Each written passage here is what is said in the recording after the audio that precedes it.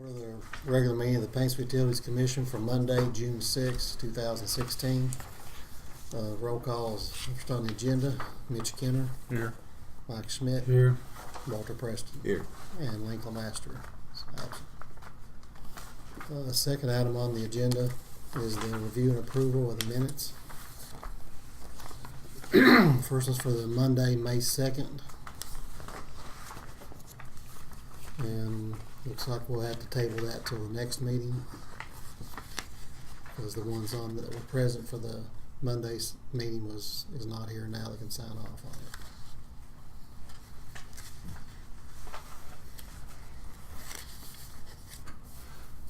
it. Is that correct to you? The second item was 2B, the special meeting on May 18th. Motion to approve. Second. Those in favor? Those opposed? That's what that is.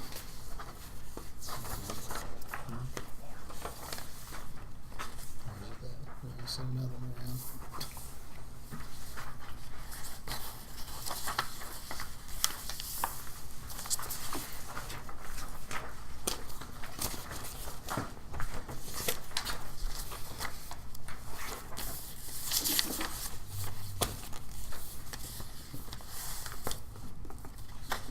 Next item on the agenda is the review and approval of the operating report.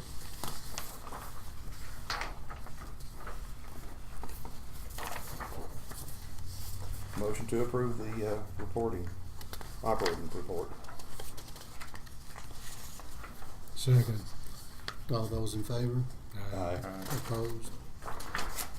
Just one quick thing before we move on. In terms of the delinquency, is that staying pretty much steady, or are we making any headway, or where's that going? It's fairly steady right now.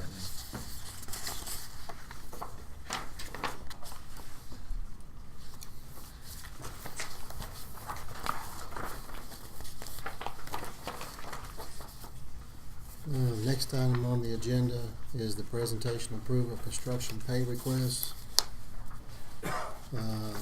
First line on the request is for Is this it? Bocook Engineering, dealing with the Kentucky 321 Water and Sewer Line Relocation Project. Invoice number 16 for the amount of $1,316, with the funding source coming from the Kentucky Transportation Cabinet. Any questions on that bill?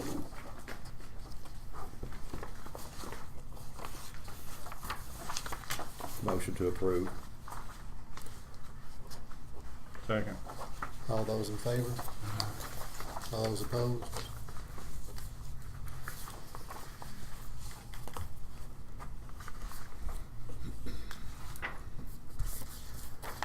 Next on the agenda for payment is invoice number 160309 from Bell Engineering in the amount of $6,675 for the water line extension to Stapleton Branch and Lowe's Castle Branch. The funding source is coming from the AML project. Motion to approve. Second. All those in favor? Aye. Opposed? Third line from Bell Engineering is invoice number 160337 in the amount of $7,987.52. This is the re-permitting the Johnson County Waterline Extension Phase 1 being paid through our own sources. No, is this the Yeah. moccasin stuff? Yeah. Yeah, Yes. yeah. Motion to approve. Second. All those in favor? Aye. Opposed? Third invoice is from Cantech. It's invoice number 3 for $2,800. Engineering design services for the wastewater treatment plant rehabilitation. Was this what we talked about last time, or is this something? I mean, what exactly does this pertain to? That's for the rehab of the plant, the project we've already approved. 610,000 or whatever that was. Yeah, including the engineering. Okay. Is this the last bill we'll be getting for those services, or there's more as it goes along? That gets your total in the 20,000 range. The estimate's around 50 in total. Okay.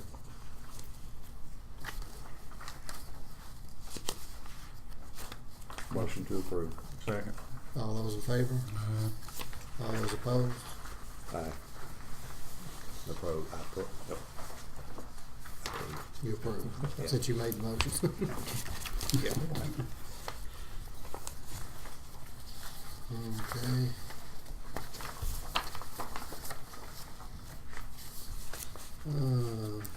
Next on the agenda, item number 5, review and approval of the monthly invoices.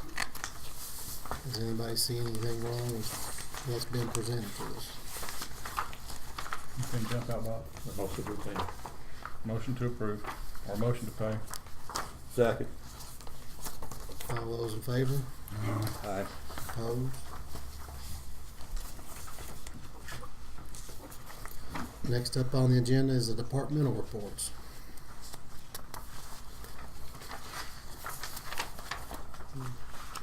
Does anyone have any comments about the reports or anything to add to them? Bobby, have you diverted the summer hires from the hydrant painting project? No, they're not completely finished with it. They're doing mowing and weed eating and that kind of back and forth if they need to. Okay, They're just jumping back and forth. When they get caught up on their mowing, then they go on. Paint. okay, that's good then.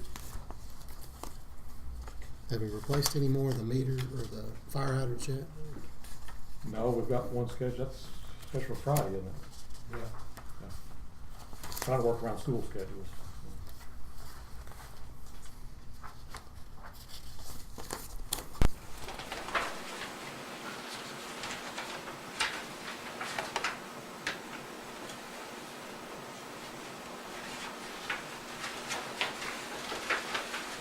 Any comments on departmental reports?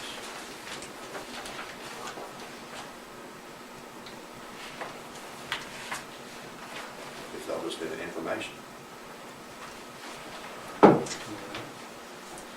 Going on to the next item, which is 7A, the consideration for bids on the wastewater treatment plant upgrades financing. Yeah, the remaining bids are in front of you. The apparent low bid is not workable. You know what I mean?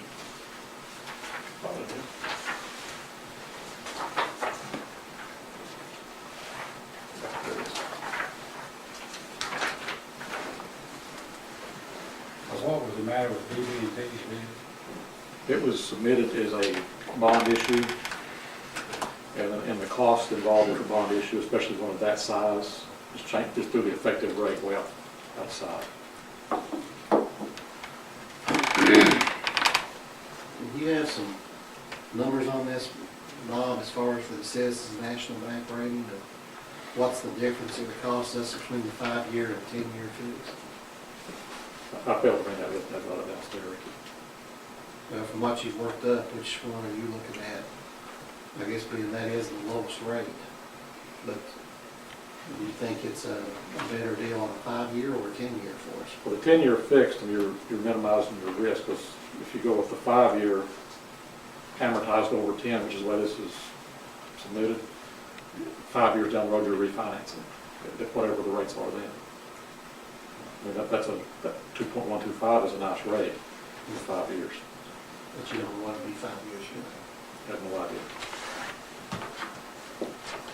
and then you'd be stuck where that rate is with them at that time. Well, you would, actually would rebid it at that time. Well, I didn't know, because like you said, it's a 10-year amortization, that meant you were staying with them, but just whenever that rate No, comes up no, to date. it's essentially works like a balloon payment, At the end of 5, you just rebid. like refinance. Of course, the thing is, Citizens' 10-year fixed is 2.7, which is less than any other bid that we have You put 5 years. on 5-year. Yeah. So overall, let's face it, was to be. I'm just curious about the numbers, how it works out. Do I have any recommendations on going forward with this? Between you two, I have to abstain from that. We're going with the 5? Either way y'all prefer. That's why I was learning what the numbers were gonna be, so we know do we wanna do a 5 or do a 10. I mean, we lock in at 10, and unless we just, I don't know what that payment is. I mean, you're looking at, it in 5 years, you're gonna be refinancing 350 or so. So you're better off going with it, and start with, I would think so, at that rate. I make a motion for the 10-year fixed rate at 2.732 from Citizens National. Does I have a second? I'll probably have to recuse on that as well. So you get to vote this time. Well, but we can't vote until second, because I seconded it as the chairman.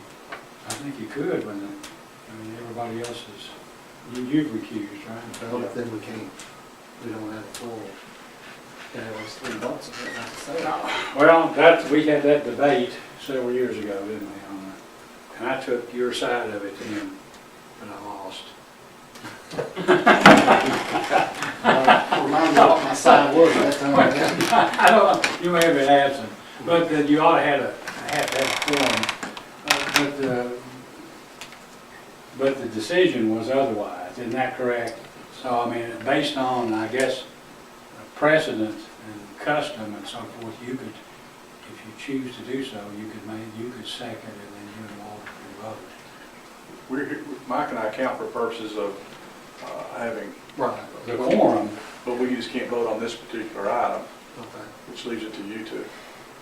If you all deadlock, then we'd have to come back at another. I can't vote because of the conflict with citizens, we work for citizens. Right.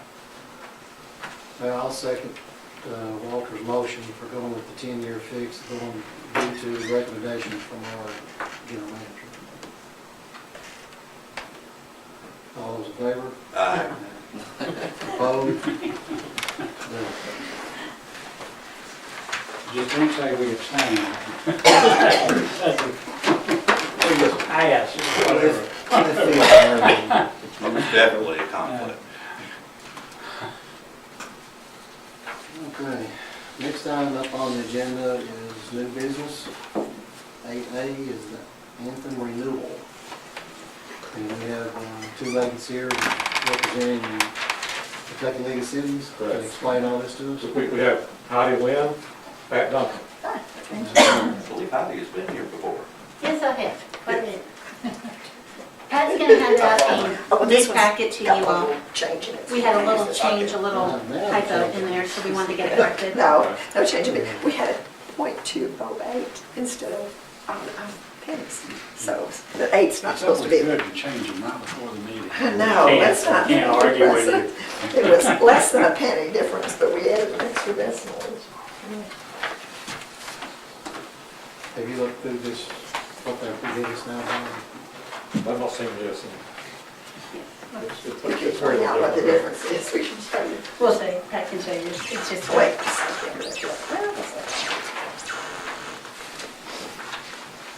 Heidi and I were out of the office when they were originally sent, so. Does everybody have one? Great. The renewal came back, I think for you all, it looks really good. We've got 2 plans proposing for you all to look at that I think will work really well. I think your employees will be pleased with them on this. Our overall association rate renewal came back at about 7 to 7.4, and you all are just a little bit above that, which says your usage is a little bit above our median for our association, but our association is running well according to Anthem, so we're doing well. So please stop me if you have questions, and I'll go through the 2 plans. I'll describe the one, and then I'll explain the other one to you, and we'll just go through those quickly, if that's okay. The first plan that you're going to look at is the one that they're currently on, the employees. It's the Anthem HSA Option 2 RXAO. On this plan, you have either a $2,000 deductible or a $4,000 deductible. So if your employee is covering 1 dependent or 40 dependents, it doesn't matter. They would then be considered a family plan, so they would have a $4,000 deductible. Those deductibles apply to their out-of-pocket maximum, and again, that'll be the same way. You're either going to have a $3,000 out-of-pocket or if you're carrying a dependent with you, you're gonna have a $6,000 out-of-pocket. You'll notice in between the two, the deductibles and the co-insurance, there's a 0%. That means when your employees meet the deductible, either the single or the family, then anything that, there would be a place where it lists below a deductible amount. Once they meet the deductible, those items are covered at 100%. The only thing that's not covered after they meet the deductible is their pharmacy, and that pharmacy goes back to co-pays. Before the deductible is hit, they have to pay the Anthem discounted amount for the medications. Now that list is changing a little bit. We have sent that list down to Bob. I believe he's gotten it out to the employee. Okay, it'll be going out to the employees, a little bit of a change. Pharmacy is a driving cost right now to a lot of the healthcare issues out there. There's a new MS drug out there that runs about $300,000 a year. I'm not saying someone here is taking MS, I'm just saying that kind of gives you the idea of where the costs are for the medications. They tend to be very expensive. So that when they do the change with Anthem, there's a way, if that's the only drug the employee can take, they can still get it. It's just a few things that they're tightening up on the pharmacy list a little bit. If you look down below, it shows the new rates down there for the plan, the $649.79 for a single, and then it just shows for family, employee, children, and spouse. This was based off, I believe, the April invoice, yes, the April invoice of what your numbers were, so it could change when you look at that estimated monthly total if you had a new employer, had one leave, that type of thing. And down there it shows what you all have been contributing to your HRA, which is currently through McGregor and Associates, which is a third-party administrator. And that you all have been able to contribute $2,000 for those being covered for single and $4,000 for those being covered on a family, for a total of $144,000 as they need it, because if they don't use it, then it does revert back to the utilities. If you look down there at the bottom and you include that with your total of your premiums, you'll see that gives you, to stay on that same plan, a 9.35% increase. Please know anywhere from about 3 to about 3.4 of that increase is actually healthcare reform fees and taxes. Anybody have any questions on that first plan? Our total premium cost is gonna be $894,000. Just a little over that, That's assuming full utilization of the HRA. which would be extremely unusual. How do you want to tell what the difference was? We had It budgeted was for actually, this year, there's where it was last, of what was sent to Oh. original. And originally what was sent to you is on that number there, that total, we added an extra 8/100ths of a penny, which wasn't supposed to be on there, and so that's why we gave you the new packets. Page 61. We're in line with that, aren't we? Yeah, we're actually a little under, Okay. actually a fair amount. Now, if you want to look at the second plan, this is a very viable option that we have, and this is switching to what's called Illuminos Health Savings Option E1. And that E part of it is what changes on this plan. On this plan, you have a $2,600 deductible for an individual or $5,200 for a family. But unlike the first plan where you're either a single or a family, this plan, if the family has 4 people in it, only one person is sick, they can meet the $2,600 deductible. They don't have to meet the $5,200 deductible. They will never pay more than $5,200 in deductible monies per family. Does that make sense? Am I getting twisted a little bit here on you? Both your deductibles go towards your out-of-pocket of $3,500 or $7,000. And just like your deductible, if you have one person in your family sick and they hit that $3,500, then everything is covered. That's a covered procedure. Still can't have tummy tuck, still can't have LASIK eye surgery, but if they have, God forbid, a cancer or some kind of sickness, a broken bone, it's going to be covered. And it'll be covered at 100%. The difference on this plan than the first plan, besides how the deductible and out-of-pocket looks at if they're covering dependents, is once they reach their deductible, they go back to co-pays on office visits, of $25 for primary care or $50 for a specialist. There's $75 copay for urgent care and $250 for emergency room. And then they still have the deductibles on the pharmacy, or the copays on the pharmacy. And those co-pays make up the difference between the deductible and out-of-pocket. So if they have somebody who's really sick in their family and they hit that $3,500, the next time they go into the pharmacy to pick up a prescription for that family member, there would be no cost, not even a co-pay once they hit that top number. That's the same in the other one also. Well, yes, yes, You just have to get that code, you have to make it deductible. Right. Once you hit your maximum out of pocket, you're good no matter what's going on. yes, yes. The difference on the first plan, though, is how you look at the employee. Are they just an employee, or are they a full family? Whereas on the second plan, the way you look at it is if you have a family and only one person's sick, they don't have to meet the family deductible. They can just get by meeting the single, or the employee, or just the individual deductible and out-of-pocket before they hit 100%. It's kind of splitting hairs on how you look at it. But they'll never pay more than if you have 4 members in the family and all 4 of them get sick, they're never going to pay $5,200 more than that in a deductible. And if they hit the $7,000, then everybody in their family is going to have everything covered for the rest of that year. And you all are on what's called a plan year, which means everything restarts July 1st. So in the first line, then, like you're saying about the 7,000, you reach it, you're maxed out. Of the 6,000, I'm yeah. talking about the second. Oh, second, So is that the same thing on the first line? Once you meet your family maximum Yes. 6,000, that's the same. It's $1,000 less with the first line. except that how you look at it, because this is where it gets really hinky, is if you have an employee plus dependent, on that first plan there to HSA option 2, they have to hit that 4,000 and 6,000. They can't, if just one person in their family is sick, they can't hit that 2,000 for that person who's sick and start to get things paid for at 100%. Right, that's your total. Yeah, and then you have to, that's where the difference is. And on the second plan, if one person's in the family sick, they can go with the individual deductible and out-of-pocket, never paying more than the family. Even though they got a family plan. Because it's called an embedded deductible. In your booklets that we gave you, the folders we gave you, on the left side, there is a lovely reading there, definition of deductible, embedded versus non-embedded. It kind of goes back through it for you a little bit. It's some of those fun insurance terms. And on the right side of your booklet, of your folder, will be your summary of benefits and summary of coverages for both plans.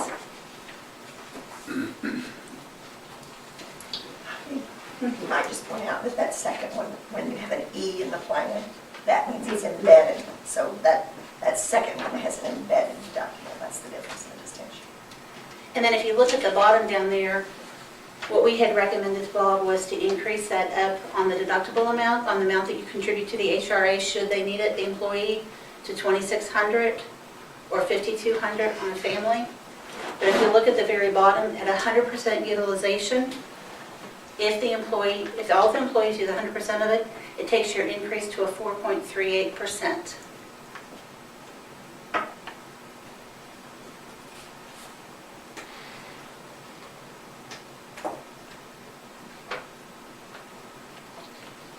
What questions can I answer? What would you like me to do?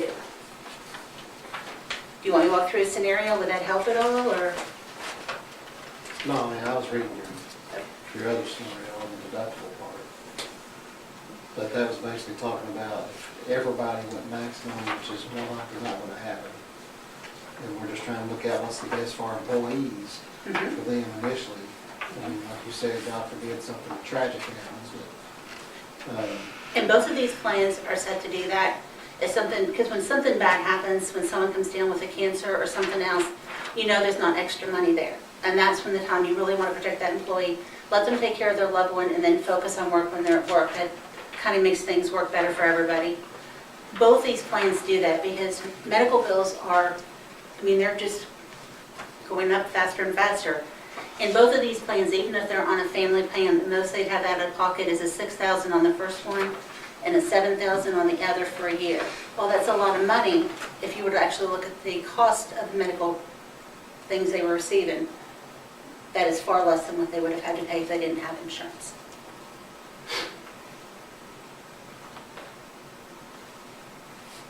so anybody got any comments or questions or? I guess it just comes down to which one better fits our budget, really. We budgeted $861 this year for, $861,000 for this type of coverage, and we're gonna come in, looks like just about right at that number. So in terms of what's in line with that would be the one with the embedded, which is, only gives you a 4.38% increase. Column 2, you're saying? Yeah. I mean, it's in line with what our budget was for this year. That pretty much holds it in line for next year. That's assuming everybody's maxed out on it. Right. And we say we didn't max out. We haven't. Yeah, since I've been here, we haven't maxed out. So these numbers are for maximum, but there could also be less. This is your worst case scenario. Yeah. We can't do your best case scenario because we don't know how much your employees are going to use, but this is your absolute worst case scenario. Well, which is what I think we have the budget for, to be honest. Do we have any historical basis for knowing about what these final figures would be? As far as, like, are we better off, even though this is possibly a higher rate on the first coverage, it may be the better for us due to what the employees first have to kick out of their own pocket and everything. Is there any data on how that's gone over the last years, or? Well, if you rate HRA, that kind of eliminates that issue about what they're kicking out. What comes down to the difference, to me, the biggest difference between the two plans for the employee is co-pays. And we can't tell you how your HRA is running this year because there'll be a 3-month run out Yeah. through the end of the year because some of those, there's a pretty good claims lag at times, especially when you get into the summer months. Well, are you saying though that whatever increase it is, whether it's 9.35% for option 2 or 4.38% for option E1, that's based upon assuming the maximum this year as opposed to assuming the maximum last year? Or is that based on assuming the maximum this year against whatever last year really was? No, it's assuming maximum to maximum. Well, see, we don't know right now what the cost was. No, and our budget numbers were put together assuming maximum. I mean, at some point though, wouldn't it be good to know what the actual figures were? I mean, the only reason I say that, or maybe I'm wrong, I mean, you could, if you said, well, we never maxed out, so you could afford, presumably, I mean, if that were the case, if that were what generally happened every year, you could afford the better insurance at what looked like a higher cost and still be within your budget if you knew progressively what that figure had been last year, the year before, or something, right? If you knew that. We should be able to gather that, but it is going to take. It does take some time, and you never know from year to year what has happened if there's been a change in people's health because things can come on quickly, and sometimes they don't find a Well, diagnosis till you later. never know that though. I mean, Yeah. the question is just to know historically what the figure really is as opposed to hypothetically. And I can request that from McGregor, who you're currently using, and see if they can send that down to you. Because of HIPAA and stuff, I don't know if they'll necessarily give it to you, but I believe they'll give it to you without information as far as the final Without numbers. names, yeah. I mean, I guess historically, we've tried to do what we thought was best for the employee, and we're just looking at what they're initially going to pay out. You know, the first option, I guess, is the better one. I mean, I understand it. It is in terms of what they Yeah. could be out of pocket. Yes. Because of co-pays once they meet their deductible. And that's where the big change is going to be, is once they hit the deductible, the addition of the copays for doctor's office visit, ER, and urgent care. But for your really healthy employees, neither plan is going to matter to them. Your preventative services are still covered at 100%. They're just, if they go in a couple times a year because of a strep throat or something, they're not going to notice any difference. Yeah. And I know you were laughing because most guys don't go. If you're not sick, you really don't need it anyway, right? Well, the preventative services, I mean, with like colon cancer and things like that, when you're 50, and they've got the law out there now that if you go in and they find that polyp that first time, they still cannot change it. It still has to stay preventative.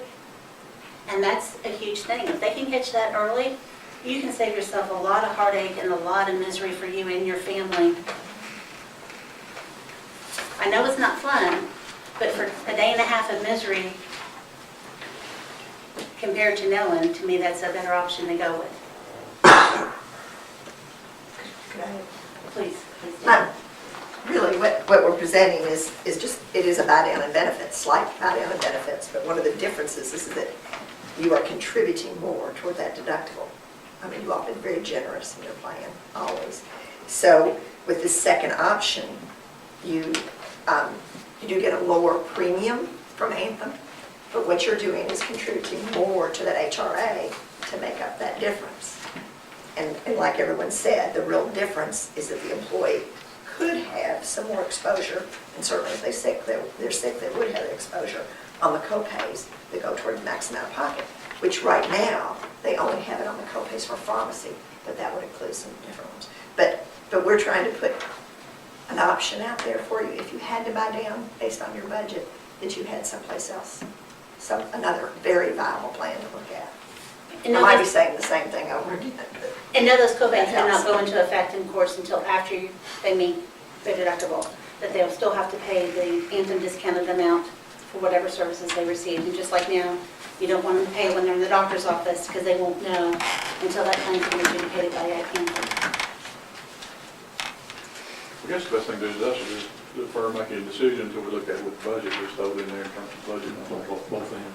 see how it works. Because the way things are going now, we're gonna have a fairly huge shortfall.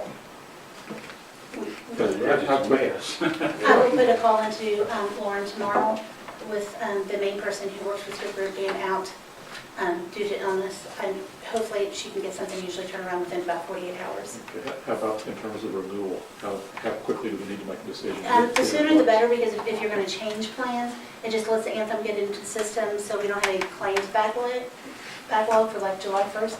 But if something like that were to happen, you know, I'll take care of that. Yeah, we just really need to know before the end of June. and so we can get new cars. Yeah. So that's important to us. Okay, so we want to table the Anthem renewal until we get further information. I'd move to table it until, and have a special meeting if necessary to address it before the end of the month. I'll second that. We need to have the budget meeting anyway, so Yeah. Something about it.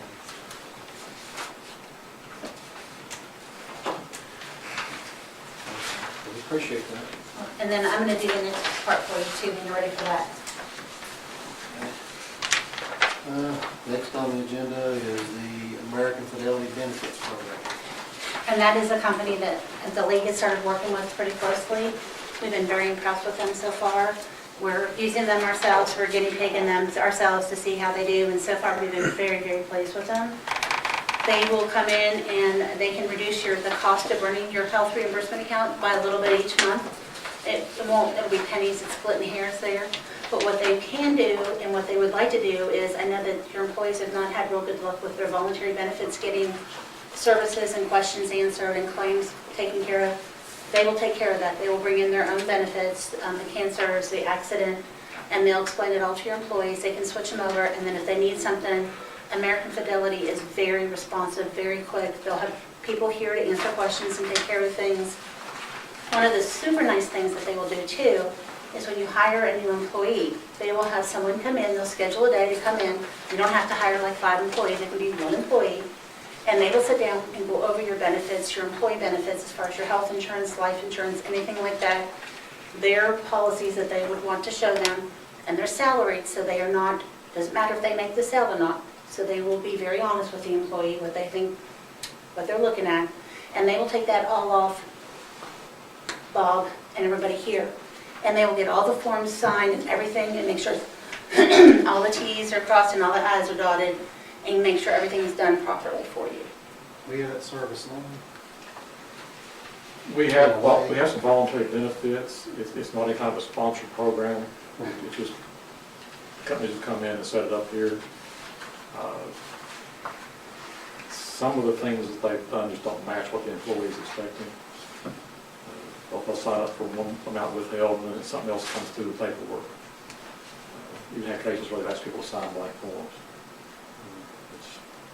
And that's not gonna happen with American Fidelity. And if it does, you call me and I will track him down, because that's not what they've done so far. And that company also has eliminated our whole field sales force.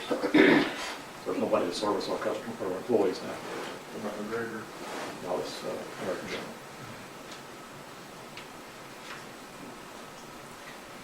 But is this something we can act on without first going through our health insurance? This is a separate deal? This is Go ahead and separate. make a Yes. decision on it. This is just, it's just someone we have recommended, because we knew there were some issues with trying to get everything taken care of and take some pressure off your employees as far as explaining benefits. Are you prepared to comment on the 125 plan? I can. Okay. Yeah, and they do offer a 125 plan, and that is gonna take care of like where your employee benefits are taking place, where they're being pulled out of their paychecks. They'll make sure that all those forms are in place so they can do them on a pre-tax basis correctly, and that there's no chance that if something were to happen and get audited, they will take care of that. You'll have all your documentation, any wrap documents that you need, all that will be in place. And American Fidelity is very good about that. They also work with the schools here, so if you have anybody who works in any of the schools, they're probably very familiar with their name. I've never heard anything bad about them yet, so, and the 125 document too is free, but they take care of that for you, no cost. For free administration of 125 plan, that's pretty nice. Yeah. Can you kind of go back to the HRA and make a comment on the comprehensive option? One of the options that you can do with the HRA is you can actually tie it to 213D items, and that means that it's anything that is a qualified, I don't want to say that, Which is qualified. qualified medical through the IRS, and you can, that way, if you wanted to do a 213D HRA, which would increase your chances of using all of it, your employees could use it for dental, they could use it for glasses, they could use it for things like that. If somebody had cancer and needed a wig, they could use it for a wig, things like that, that are under that 213D list for the IRS. But if I use the HRA money for that purpose, it wouldn't be available for medical, maybe? Medical when they needed it. It's a matter of how they determine how they're going to spend it. So if you have someone who's really healthy and doesn't need the funds for a pair of glasses and have not been able to afford it, that is the time they can afford to buy the glasses. But then again, that increases up your chance that you're going to use all the HRA dollars and won't have any left over to come back to the utilities to help with the benefits for the next year. It's kind of a do you or don't you type thing. So it's your recommendation that we go with the American Fidelity? It is. I'll make the motion that we approve American Fidelity for the administration of our HRA plan and then the voluntary benefits program. Second. All in favor? Opposed? Thank you all.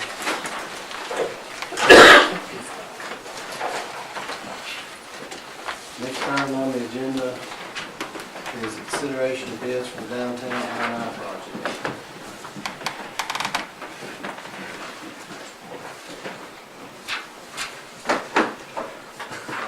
I guess you're on. We bid the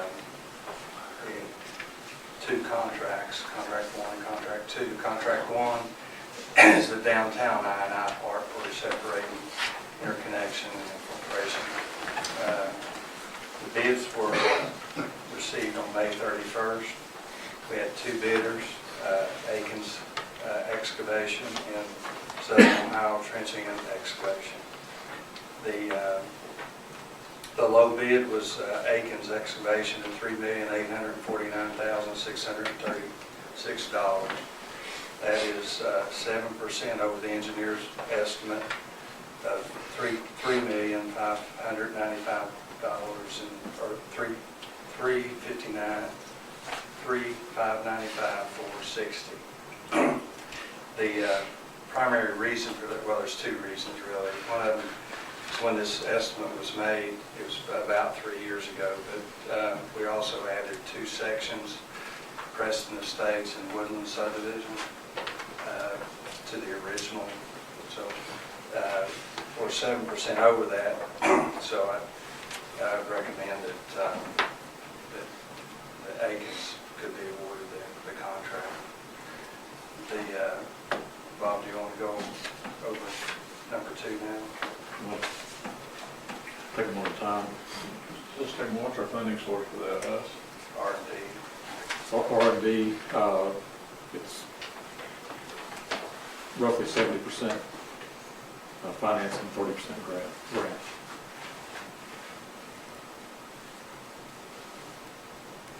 Will we apply for any grants, or this is what we're gonna use to apply for a grant? That grant's approved.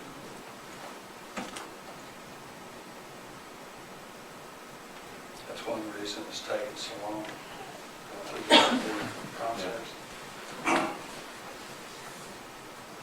What's the start time on this? Once you're okay with it, we have to send that off to R&D, and they'll take about 90 days before they could actually start work. They'll use about every bit of that. Now this is, I'm not mistaken, I looked for this at the office, but I didn't find it. I think that we're under, or utilities was under non-compliance, and one of the agreements was they had to do the I-9, so this covers that. And this is where we're, for the 70% that we're gonna go into, that's where we're going to go to the city council and ask for approval. Or rate increase? Rate increase. Have we already done an analysis to determine what's going to be required? One of the documents we've got on hand now, it's actually going to be a little better than $8 a month of an increase on the minimum bill. Yeah. Peppers out. But this is due to the mandate from the Division of Water, how we're just Okay. almost out of our compliance. We are out of compliance, correct? And we're doing it because of that, so we don't start getting fines and regulated. It'll be serious fines. Was there ever a number come up that once this was done, how much impact it was going to have on us to get us into compliance? We don't, that's the part we don't know. When we separate the I-9, the Paintsville plant is basically at max right now. It goes over max, which gets you out of compliance. We had 2 sections of this, so there was actually 4 phases, the I-9, then we have the outfall, which is the outfall being, after it was collected, the main line where it goes down to the we didn't bid that out, other than putting the waterproof lids on the outfall manholes. Our hope is that we have enough water, or enough reduced from the interconnections that puts that plant in compliance. The plant apparently runs pretty well right now. One reason may because it has a lot of extra water in it. But it should get you in compliance, yes. The amount. Well, let me ask you, should we table acceptance of bids until we get confirmation from the council that they're on board with the rate increase? I think you, Either table or continue. I think you're on the side of it. Well, I mean, we accept a bid and are contractually bound, and we might not have the money to pay for it. Or have the $10,000 a day fine, which is about the same amount of money. so I guess what we should do is just table acceptance and let you go to council and make sure they're on board with what we're doing. Maybe you could take Dewey with you if you're so kind to do that, and just tell them the dilemma that we're in, and I think they understand, but kind of go from there. Didn't Pressburg had the identical problem just a few years ago, didn't they? They did. They had an advantage of the Corps helping that now a little bit, where they're putting that flood wall in. Right. But yes, they had the same problem. And, I mean, Maysville's had that problem. Basically, it's a countrywide thing that's happening. I mean, that's the biggest thing, is we gotta make everybody understand that If we don't do it, then you're gonna be in a worse world, or Yeah, contract one is pretty much mandated, actually. so I mean, even if they, I guess worst case scenario, if the council said no, then that means we could end up probably able to obligate some of our bonding issues, to be able to keep running this place, and then the government could come in and take it over. Yeah. You wouldn't be able to add anybody, any new customer on, whether it be residential or industrial. The $8 a month, is that factoring in contract one and contract two, or just contract both? Both, all right, so that's taking into consideration contract two, which we're getting ready to discuss. That's based on 7.1 million total. Roughly. Yes. Okay, that's a little more, that's a little better. I say, I figured we did through all phase one, which is the contract 1 and 2, but now after that, it's another ball of wax. Right. Okay, so let's talk about contract two then. There was actually two bidders on that, which was Thomas and H2O. The engineer's estimate was $2,010,750. Thomas came in at $2,687,585. H2O came in at $3,135,350. So they're significantly over the engineer's estimate. Now, what this is for was upgrading some lift stations, putting in chopper pumps, VFD controllers, some telemetering systems, some screens, to make the operation better, basically. Those are significantly over the engineer's estimate, close to 50%, 40-50%. So you've got the options, three options to reject them, to rebid it, or probably take the low bidder and do a modification to it. What's your recommendation?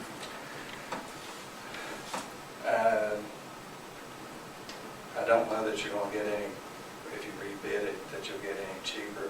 Apparently, there are certain items in there, like the screens that we looked at was probably $250,000. Even the telemetering system, you could pull that out. That was like $200,000 or $300,000, and put that in later. So time-wise, you got to go with Thomas, and then again renegotiate, take offers out of it. But with the way this was set up, anything we change, say in contract 2, is that gonna take us away from what we're being mandated to do? No, all this is extra. So this is extra to help even get more in compliance Yes. with everything. You should be more efficient with the chopper pumps. It eliminates some of your maintenance problems. Your VFDs will help you control your pumps, so you won't use as much energy. So if we modify that a little bit and not pass now, it won't affect us with the Division 1. Clarify one thing too, on the VFDs, would that also help with the life of the pumps? Oh, yeah. Helps your maintenance. Instead of, you know what a VFD is? Instead of turning on full power to it, it senses what it needs and adjusts the voltage and the frequency to that, to the need. So you won't be running full power, turn it on and just get full power at one time, so you should save maintenance on your power.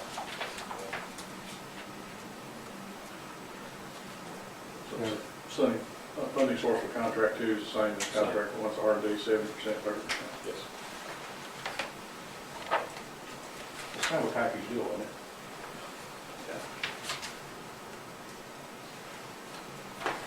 So basically, we'll have to just hold off on that also until after the council, tell them what its projection's gonna be and so go from there.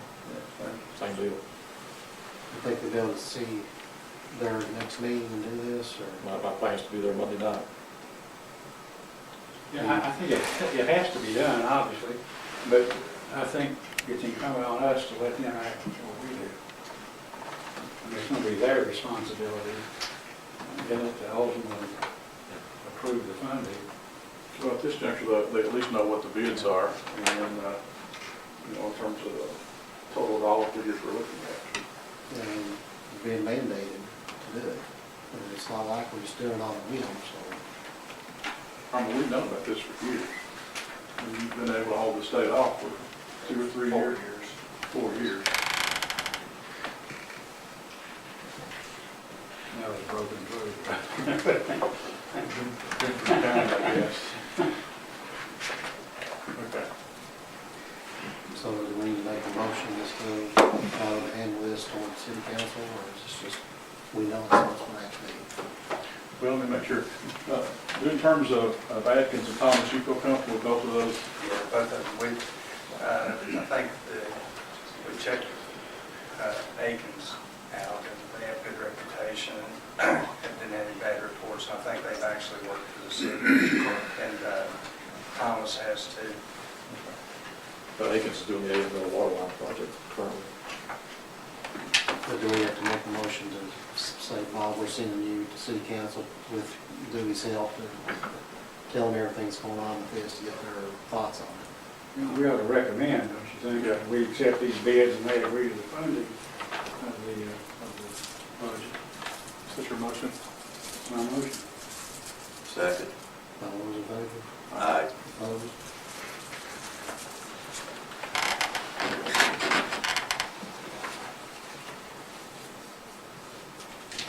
Okay. Next on the agenda is request for collection assistance.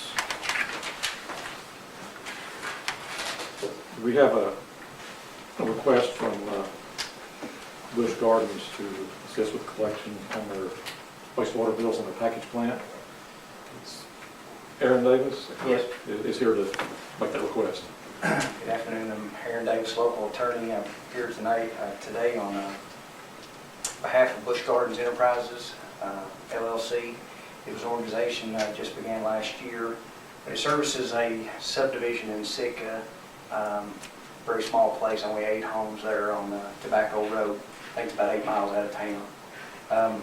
We went through the process, began last September, of setting a rate for sewer service there. And by order of the Kentucky Public Service Commission dated March 24th of this year, we achieved both the having a rate set, and then secondly, because of that, became a utility. So Busch Gardens services this sewer plant, and for non-payment of bills, I'm asking today for help with from you with the water supplier, that for non-payment of bills we can have the water cut off to those homes. The process and the tariff that we have approved with Kentucky Public Service Commission is that on or about the 25th of each month, the bills are sent out. They're due by the 10th of the following month. Then if it's not received by the 10th, then we send out notice of termination, and then they have 5 days from that time. So no later, or no sooner than 20 days from the time the bill is sent out, the water or sewer service will be disconnected. And so it seems it's compelling interest on behalf of the utility. This utility has serviced these homes for some time, actually several years, and never had a rate set. But the rate is set now. The way it's set up here, as sewage comes from each home, it drains into a tank in the front yard of each home, and then the overflow, any solids is, if I understand it, and this is not my area of specialty, but any solids then receives gravity feed to the utilities treatment plant down the street. So it's going to be pretty invasive if we end up having to dig up yards of these folks, front yards, try to put in valves. And even if we put in valves to disconnect from the main gravity feed pipe going to the treatment plant, they still have these tanks in the yard. So presumably if the tank in their yard was empty, they can still have sewer service, even though we completely disconnect from the main line. They could still have service to fill up the tank in their own yard. So it's going to be the least invasive method if we get your assistance to have the water cut off for non-payment bills. Actually, in the tariff, there are a few other reasons or grounds for having the water cut off or sewer service disconnected.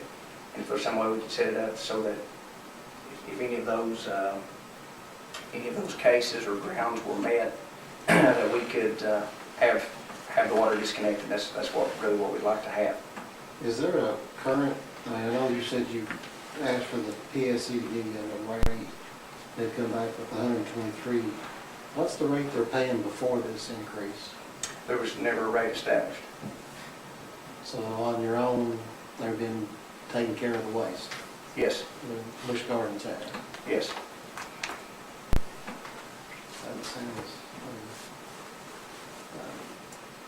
because if they're supplying the service to get rid of the waste form, I thought they would charge somebody initially. Is there anything in their bill of sale when they bought the property, or is it rented property, or? There were more homes or additional homes planned in the subdivision originally, and that never came to fruition. So I think a maximum somewhere around 20 homes. However, 8 were actually constructed, and that's what's there today.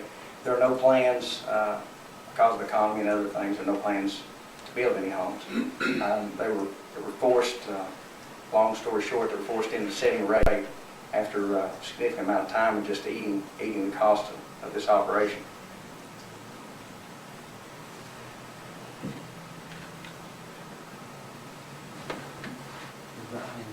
I'm new to this stuff, so in the past, when you all dealt with this with other companies, what did you come up with, or what have you done? As far as we never encountered, we had a similar problem with being utilities in that we provided the sewer service to Oxshire, and the city of Prestonsburg provided a water service, and we encountered a similar problem in that we couldn't get the sewer bills paid because we couldn't cut the water service off, and we were able to ultimately reach an agreement with Prestonsburg where they accommodated us for that purpose. But I don't think that we were in a situation where we're talking about this much money per household. $123 sounds to me like it's, what's our average sewer rate? The fixed one's like 50 something. How much? About Mid. 50 something, that's a fixed rate. I just wrote that check this A flat afternoon, rate. gave it to Some of It's those always based on package percent of plants. water. Yeah. Yeah, majority of them are. That's We have probably several not gonna be package like that. plants that we, What are our package plants doing the charges? yeah, $45 to $50 as an average. And that's just a flat rate. So what you're saying is if we don't do it, then what they can do, what the customer can do is they can simply choose not to use your package plant and go back to their old system. Well, the system they have is not all-inclusive. It's just a tank that pretty well, the way I understand it, is used to separate solids to liquid. And of course, some solid does go to the treatment plant. But it would serve as a temporary fix. That's not the long-term answer. And when that tank in their yard gets full, then they'd have to have a pump at several $100s pop. Now, how long it would take, I think it's 800 or 1,000 gallon in each yard. So if we, on the right-of-way for the main sewer line, if we install some type of valve, which would require an excavator digging up necessary yard or mount, whatever, to install that valve, then we could cut off what's going into the main line, but they would still, if their tank is empty, if their tank's full, some of them could well be full. If their tank's empty, they could continue flushing commode and using water. If the subdivision put in a plant, why did the individual homeowners have their own? It's set up as a hybrid system. It's a mixture, yeah. It's kind of like an either or? I think it's largely, and Dewey may know more about this on the engineering side.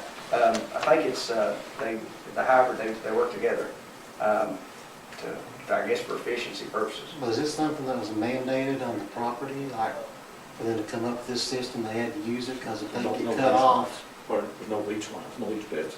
so if they get cut off and they had just have a tank out there, is the health department going to shut them down from using their own system? Or? I imagine that there will be, because there are no leach beds, the systems are not designed to run independently. So I imagine there will be consequences for environmental violations and that sort of thing. Did the Bowlings develop this subdivision? Yes. I mean, was it a selling item, the fact that they were gonna have this hybrid system? Whether there would be any cost to the customers, or was it something that was gonna be, as an incentive to build there or buy there? And I'm not sure. This is about 10 years ago. I do know for sure that beginning last September, when we initially started the alternative rate filing with Kentucky Public Service Commission, they had a variety of questions. They took a few things away, including depreciation. Originally, it was a lot higher than $123. So the Attorney General was involved, and it's been a lengthy process that we had to verify every penny that was spent. So they reduced it down to $123.65 just to cover the bare necessity of expenses. Yeah. I mean, the only reason I ask is it's kind of strange that you had a system you weren't charging for a number of years, and then kind of out of the blue, you're adding for $123 per customer. I don't know how many people, granted you're only dealing with 8 customers, but I don't know how many of those 8 can actually afford a $123 sewer bill every month. And Let me ask you this, if we don't approve this, what's the next option for owning the subdivision?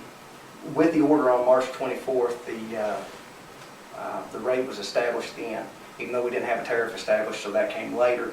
We ended up, the rate days that were billed in the month of March, so it was prorated. Since that time, there's some, I'm guessing, I believe it's 2 or 3 homes that haven't paid even the first payment, even the prorated. There are 2 or 3 folks that have paid up to date, and I think maybe there are 2 homes that are empty. So regardless of what you do, you're going to assess the cost to the customer. The matter is just whether or not you can use us to enforce payment. That's all, yeah. The payment is what it is, and after a lengthy process, several months with the Public Service Commission, the payment is what it is. If the request today is denied, then we just have to, on the right of way, install valves and physically disconnect lines until people pay sewer. That's the only thing we could do. The utility has never collected payment and continues to operate in a loss.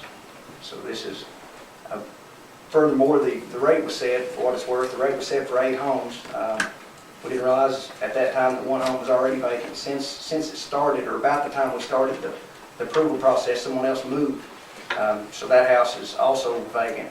And I think maybe that home has already had the water disconnected, so because the home is vacant and the water is disconnected, then he's not liable for any sewer costs at all. So the utility, if everybody else pays on time, it's already set up to lose money, so.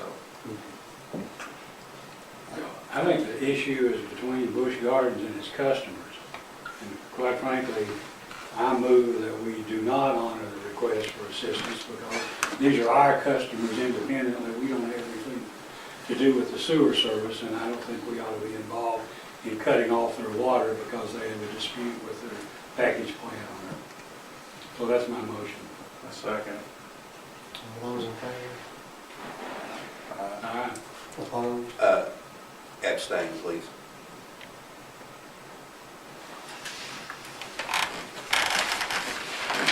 mean, I hate to do that, given the situation we were in, obviously, but at the same time, that Well, amount this seems is to be high. utility, this is a private versus us, and Yeah. to me, I had more questions on land on which out was done and the whole nine yards, so that will soon. We've been doing it with government, remember on the Thelma?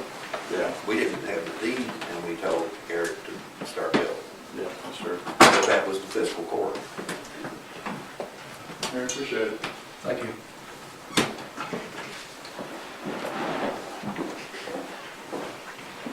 Well, next on the agenda is item 8E, the Honeybrae Storm Drainage.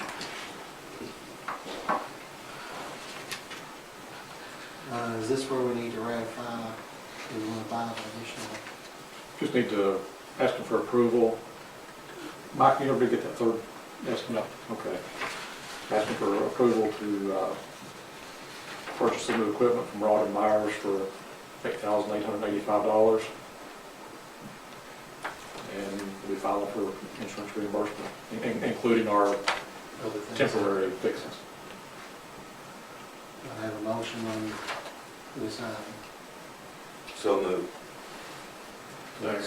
Second. All those approved? Aye. Next.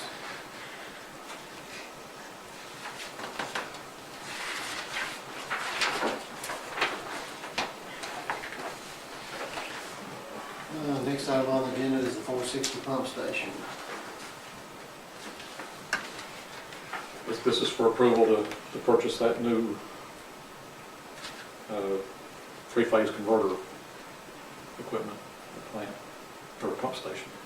Make the motion that we approve the purchase for $6,873.76 plus shipping. Second. All those in favor? Aye. Opposed? Next on the agenda is the unused sick leave program. That's trying to clean up an issue in our employee manual handbook. It says that when the employee retires, they can roll unused sick leave into their retirement package.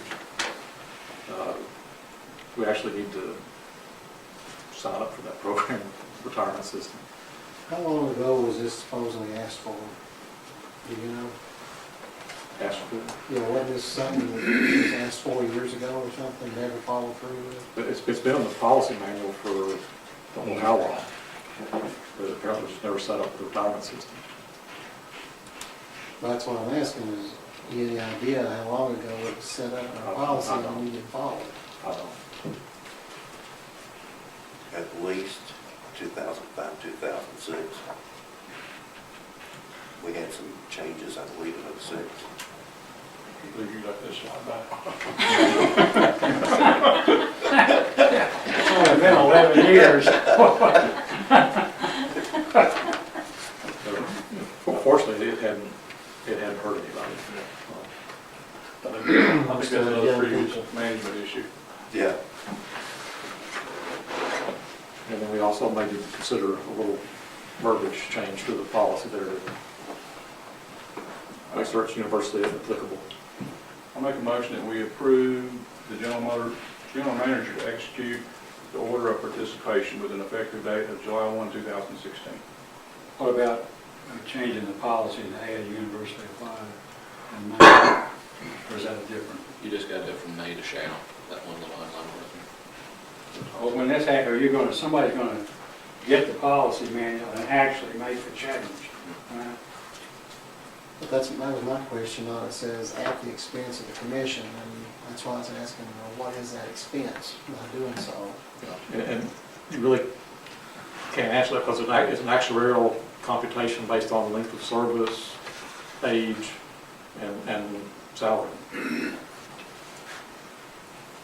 But we don't have anything to go on, just a worst case scenario, like the insurance, say, here's what it's going to cost us. Nancy Pelosi, you gotta pass it to find out what's in it. You won't know if it's May too not late. pass it because you don't want to know what's in it. Okay, we got a recommendation from Mitch. It's time for a second. The first line item to sign, he's asked for Bob to go ahead and do an executive order of participation for the effective date of July 1st, 2016. So we have a motion on the floor. Not second. All those in favor? Aye. Opposed? And on the second line of it, we have a motion on that. Make a motion, we change the word may and shall in a part of our handbook on page 24, line 4 of paragraph 1. Can we add to that motion that this be directed to be done within 30 days? So when we come to the July meeting, our books will be up to date? Yes, I'll do that. Okay. I'll second it. All those in favor? Aye. Opposed? Surplus trucks, IH.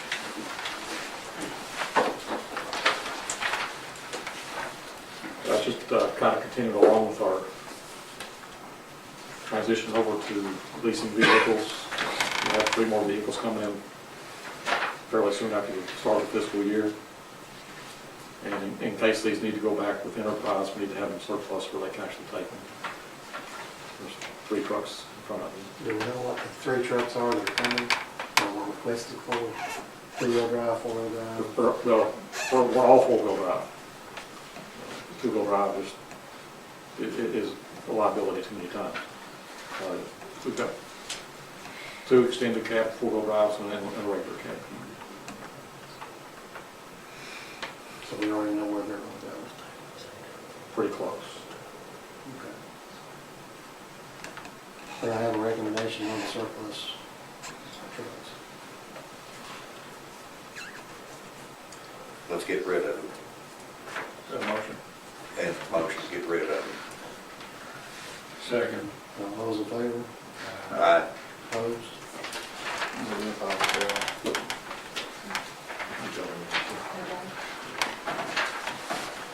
Any other new business to discuss? What's not on the agenda? Any questions? If not, then the next thing on the agenda is going to executive session. Hey, Bob, you bring modules? That's a contract. So if there's nothing else, next on the agenda is for an executive session to go over personnel and litigation, potential litigation. So moved. Second. All those in favor? Aye. Opposed? Thank y'all. Thank you, gentlemen. It's our policy to make a long. You heard?